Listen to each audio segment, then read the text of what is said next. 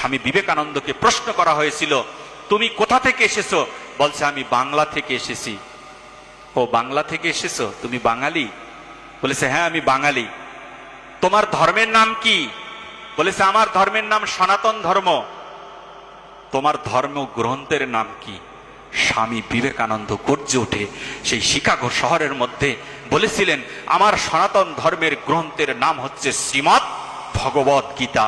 সবাই হেসে দিয়ে বলেছিলেন, ও শ্রীমৎ ভগবত গীতা, তাকিয়ে দেখো একটা টেবিলের উপরে সমস্ত গ্রন্থ রাখা হয়েছে, তোমার গীতা কোথায় আছে খুঁজে দেখো। স্বামী বিবেকানন্দ তাকিয়ে দেখলেন একটা টেবিলের মধ্যে ত্রিপিটক, বাইবেল, আরো বিভিন্ন বিভিন্ন গ্রন্থ এখানে রাখা হয়েছে, কিন্তু সবার নিচে গীতাকে অপমান করার জন্যে, গীতাকে ছোট করার জন্যে সকলের নিচে রেখে দিয়েছিল। কিন্তু জানে না যে শ্রীমৎ ভগবত গীতা কোন জ্ঞান দান করেছে, সাধু কাকে বলা হয়, সাধুর ব্যাখ্যা এখনো পর্যন্ত জানা হয়নি। আজকে সাধু স্বামী বিবেকানন্দ বলছেন যে এখানেও আপনারা প্রমাণ করে দিলেন গীতা শ্রেষ্ঠ। বলেছে কিভাবে? বলেছে, যিনি সকলের ভার বহন করতে পারে তাকে বলা হয় শ্রীমৎ ভগবত গীতা।